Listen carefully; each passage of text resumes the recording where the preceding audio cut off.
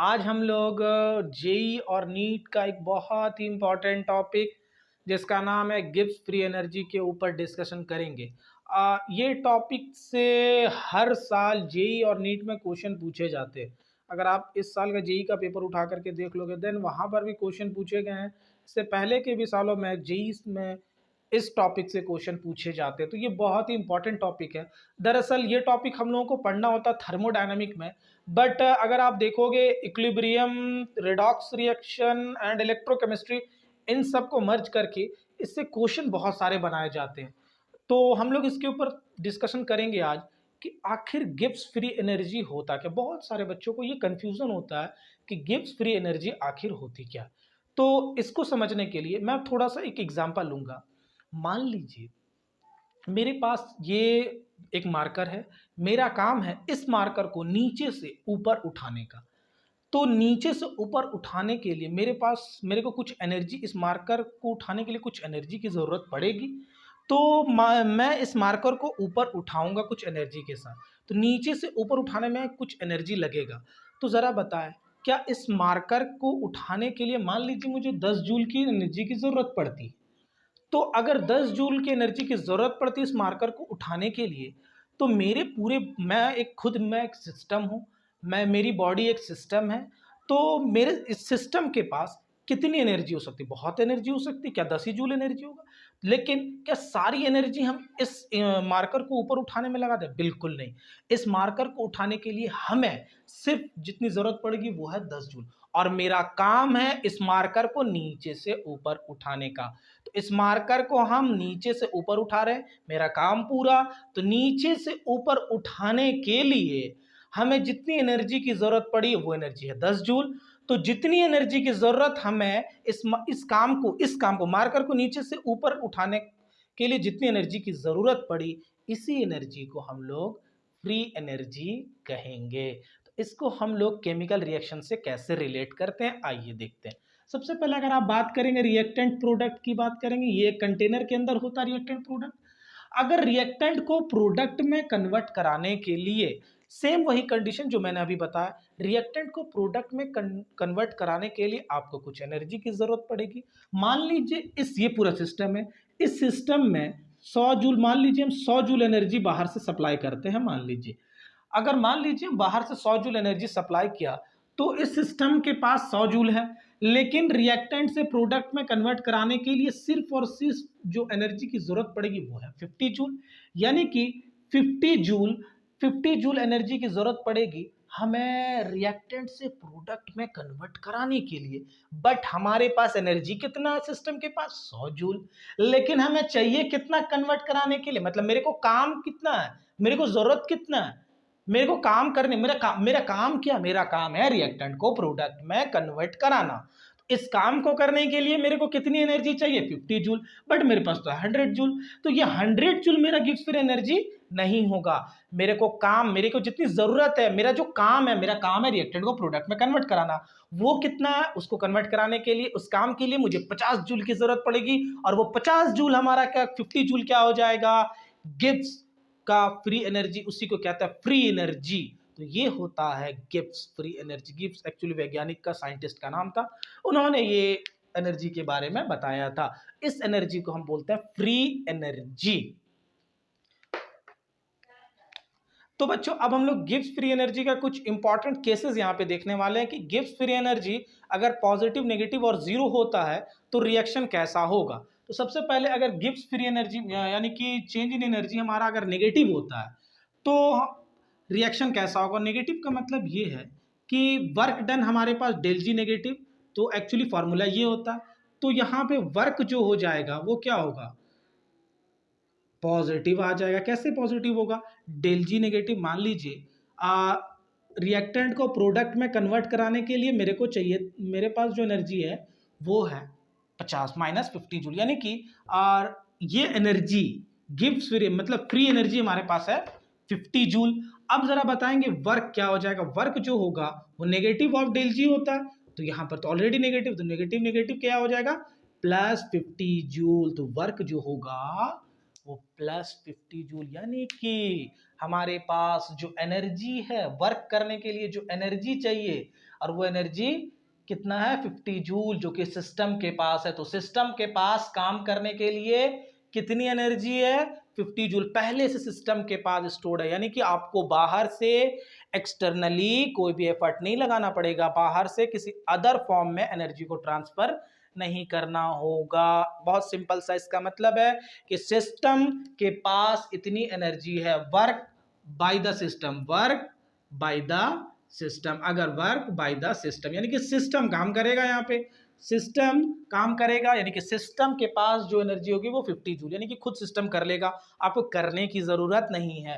तो जरा बताइए बच्चों, अगर सिस्टम खुद ब खुद वर्क करेगा, यानी कि अब सिस्टम में कौन है, सिस्टम में रिएक्टेंट एंड प्रोडक्ट है, अगर रिएक्टेंट प्रोडक्ट में खुद ब खुद कन्वर्ट होता है, कराने की जरूरत नहीं, एक्सटर्नली हमें कुछ भी एफर्ट लगाने की जरूरत नहीं है, उस प्रोसेस को हम क्या बोलते हैं, उस प्रोसेस को अपन कहते हैं स्पॉन्टेनियस प्रोसेस। इसका मतलब अगर ΔG नेगेटिव होता है तो कौन सा प्रोसेस होगा, रिएक्शन अपने आप होगा कि रिएक्शन को कराने के लिए हमें बाहर से एनर्जी देनी पड़ेगी, नहीं, रिएक्शन खुद होगा, अपने आप होगा, उसे कराने की जरूरत नहीं है, यानी कि रिएक्शन हमारा स्पॉन्टेनियस होगा। तो आइए यहां पे लिखते हैं स्पॉन्टेनियस प्रोसेस, स्पॉन्टेनियस प्रोसेस, यानी कि ये जो रिएक्शन होगा वो स्पॉन्टेनियस रिएक्शन होगा। बड़ा सिंपल सा इसका अर्थ है। तो पहला कंडीशन ये हुआ कि ये स्पॉन्टेनियस होगा। बच्चों अगर ΔG पॉजिटिव है इसका अर्थ क्या हो सकता है, आइए यहां पे समझते हैं। मान लीजिए मेरे को इसको कराने के लिए +50 जूल चाहिए, मतलब जो गिब्स फ्री एनर्जी है वो +50 जूल है। इसका मतलब क्या, आइए समझते हैं। चूंकि वर्क डन जो होता है वो -ΔG होता है, तो जरा बताएंगे कि वर्क क्या हो जाएगा, वर्क जो होगा ये चूंकि प्लस में है तो यहाँ पे कितना हो जाएगा -50 जूल। तो अब जरा बताइए हमें 50 जूल, ये सिस्टम, ये जो सिस्टम है हमारे रिएक्टेंट से प्रोडक्ट में जाएगा, उसे एनर्जी देनी पड़ेगी कितनी जूल, 50 जूल, यानी कि इस सिस्टम को एनर्जी देना पड़ेगा। -50 का मतलब है कि हमें बाहर से एनर्जी देनी पड़ेगी। तो वर्क ये क्या हो जाएगा, work done, work on the system, work on the system, वो कितना होगा 50 जूल, यानी कि वर्क जो होगा यहाँ पे वो सिस्टम वर्क करेगा, यहाँ पे सिस्टम को वर्क करना पड़ेगा, बाहर से हमें एफर्ट लगानी पड़ेगी, हमें एनर्जी बाहर से देना पड़ेगा। अब जरा बताइए बच्चों, एनर्जी बाहर से दे रहे हैं तो इसे करने के लिए बाहर से एफर्ट लगा रहे हैं, तो ये रिएक्शन जो यहाँ पे हो रहा है वो खुद ब खुद हो रहा है या कराया जा रहा है, बिल्कुल हाँ, यहाँ पे रिएक्शन को कराया जा रहा है, करवाया जा रहा है। इसका मतलब अगर ΔG पॉजिटिव होगा देन W क्या होगा, वर्क डन जो होगा वो नेगेटिव होगा, और अगर वर्क डन नेगेटिव होगा तो प्रोसेस हमारा नॉन स्पॉन्टेनियस हो जाएगा। ये बड़ा सिंपल है, प्रोसेस हमारा नॉन स्पॉन्टेनियस हो जाएगा।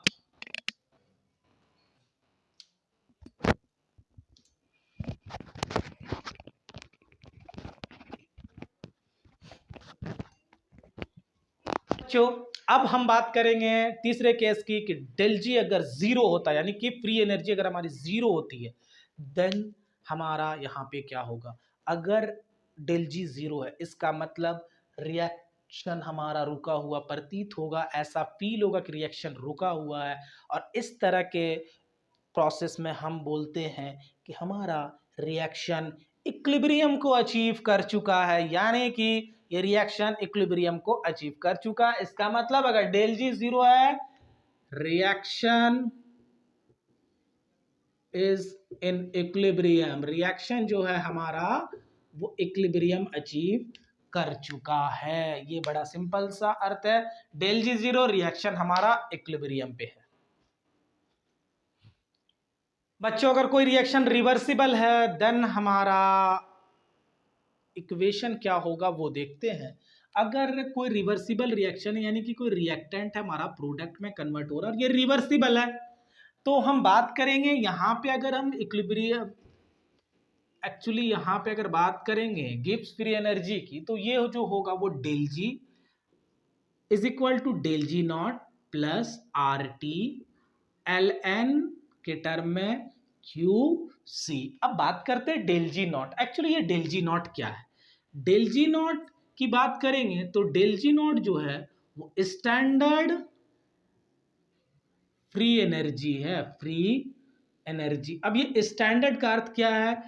इस टर्म में टेम्परेचर 298 केल्विन होते हैं, प्रेशर 1 एटीएम होता है एंड कंसंट्रेशन 1 मोलर होते हैं। तो ये तीन चीज है यहाँ पे हमारे पास, temperature 298, pressure 1 atm, concentration 1 molar. उस टर्म में जो भी गिब्स फ्री एनर्जी होगी वो हमारा क्या कहलाएगा? Standard free energy.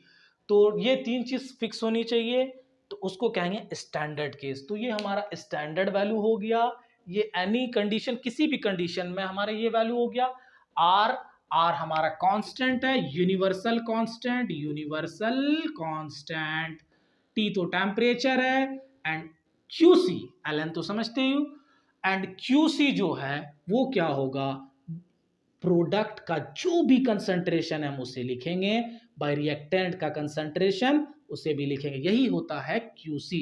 क्यूसी की जो डेफिनेशन है वो यही होता है कि concentration of product to the concentration of reactant, but in reversible reaction. Irreversible reaction में ये रिएक्शन क्यूसी रिएक्शन कोशेंट इसे कहते हैं, रिएक्शन कोशेंट, ये नहीं होता। ये हमारा सिर्फ और सिर्फ रिवर्सिबल रिएक्शन में होता है। अगर मान लीजिए बच्चों, इफ, नोट बना के लिखते हैं यहां पे, इफ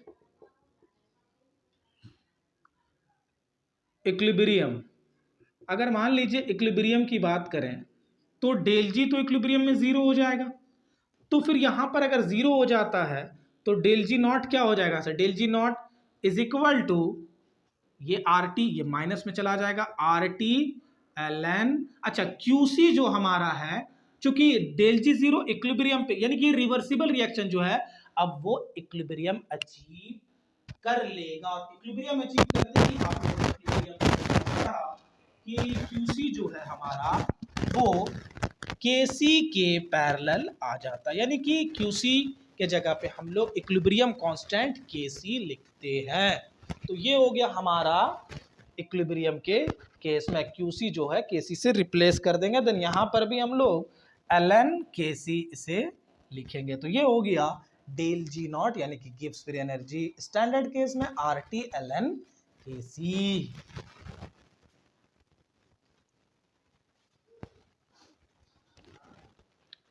अब बच्चों हम लोगों ने एक कंडीशन कर लिया रिवर्सिबल के केस में। अब हम लोग यहां पे गैल्वेनिक सेल के कंडीशन में, यानी कि अगर गैल्वेनिक सेल रहता है, गैल्वेनिक सेल, अगर मान लीजिए गैल्वेनिक सेल का मतलब है कि रिएक्शन तो वहां भी हो रहा है, यानी कि एक कंटेनर ये है हमारा, दूसरा कंटेनर हमारे पास ये है, दो कंटेनर हैं, दोनों में रॉड्स हैं, दोनों में रॉड्स है और दोनों को हमने कनेक्ट कर दिया है एक वायर के जरिए से।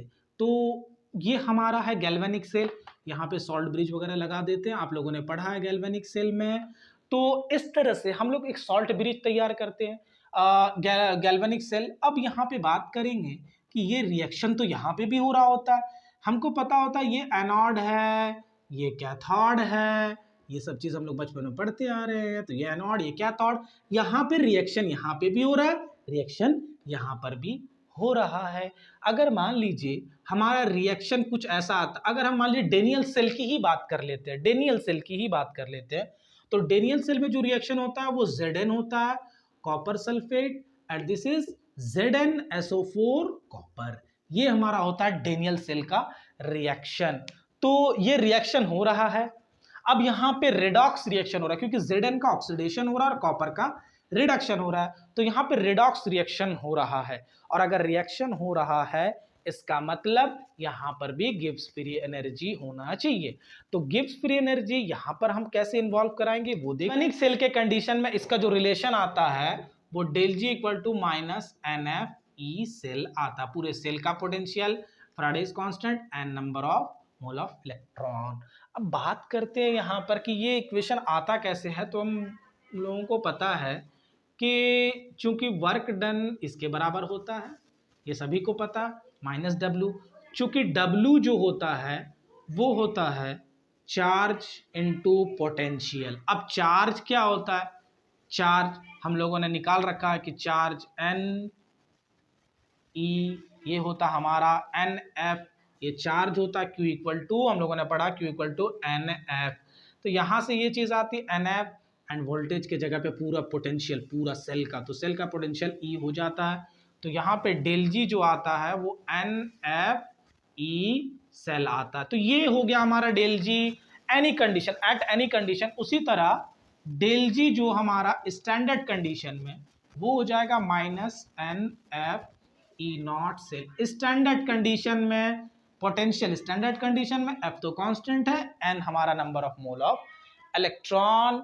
तो ये हमारा आ जाएगा Gibbs free energy at standard condition.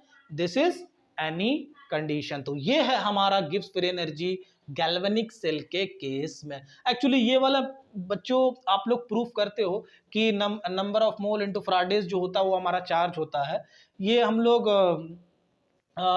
Mole concept में पढ़ते हुए आते हो, देन इलेक्ट्रोकेमिस्ट्री में भी इससे पढ़ते हैं।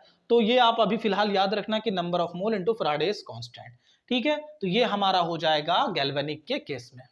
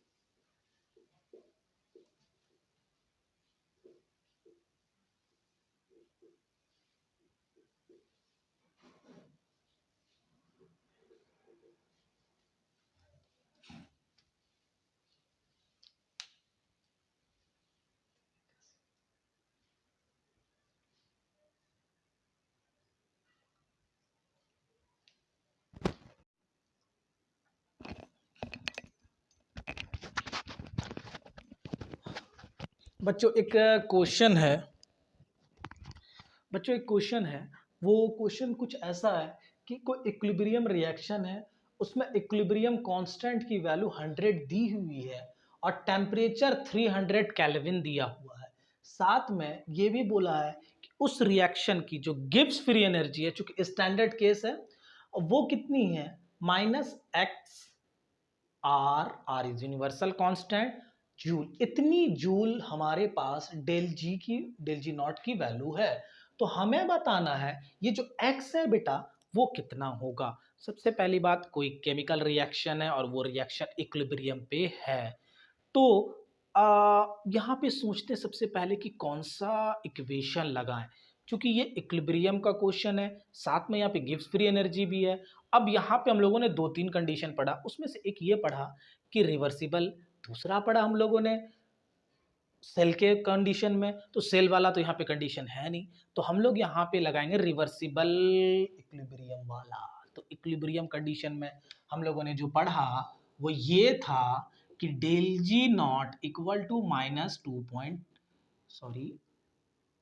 2.303 R T log K C लगाते हैं इक्विलिब्रियम के कंडीशन में, और 2.303 एक्चुअली वहां पे हम लोगों ने ln के पढ़ा था, ln क्यू के लिखा था, और ln के जो था वो 2.303 log के बराबर हो जाता। तो यहाँ पे हम लोग कुछ ऐसा लिखेंगे, तो इसको log के टर्म में, क्योंकि अपन को log का वैल्यू याद होता है, तो अगर बात करेंगे इसकी तो डेल जी की वैल्यू एक्स आर है, और ये हो जाएगी 2.303 आर टी की जगह पे 300 एंड log के सी के जगह पे log 10 to 100, क्योंकि केसी की वैल्यू हमारे पास 100 है बेटा।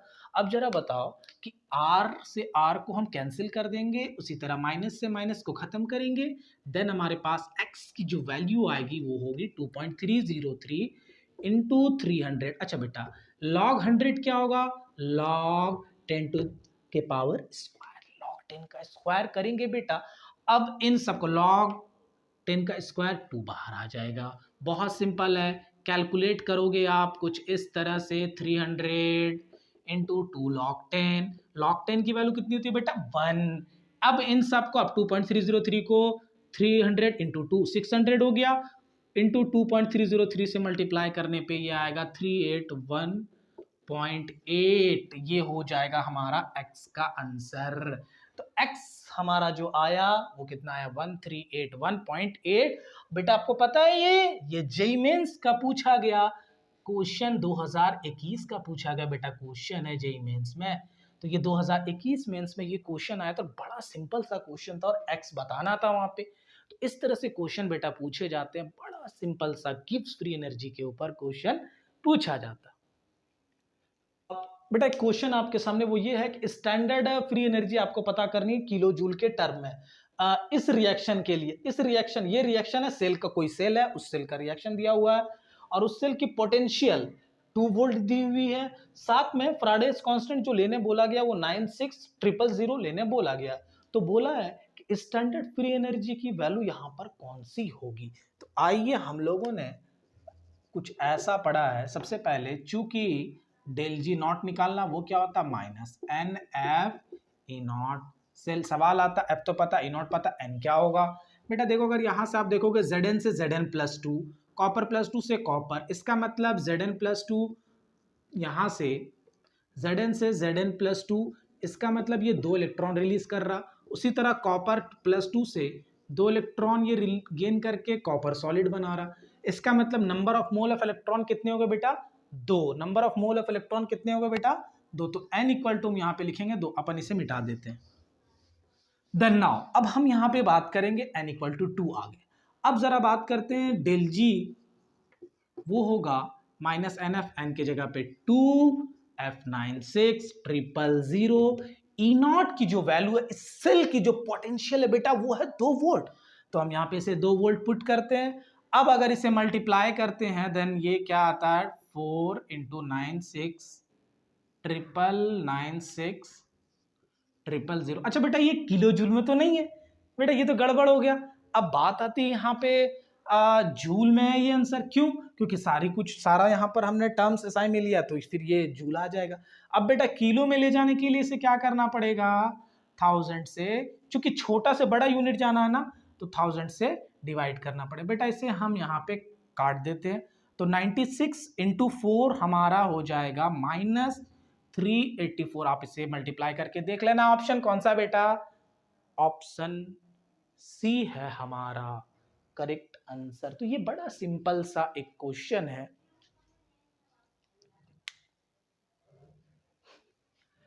आप लोगों को पता होना चाहिए ये क्वेश्चन जेईई का पूछा गया क्वेश्चन है, जेईई मेंस 2019 में पूछा गया ये क्वेश्चन है। तो बेटा देख लो, अगर आप बात करोगे 2020 की, 21 की या फिर 19 की, हर साल इस टॉपिक से क्वेश्चन आते हैं। तो अभी फिलहाल मैं 2 ही 3 क्वेश्चन करा पाऊंगा, देन मैं कोशिश करूंगा नेक्स्ट लेक्चर में मैं फिर से इसके क्वेश्चंस को मैं कराऊं।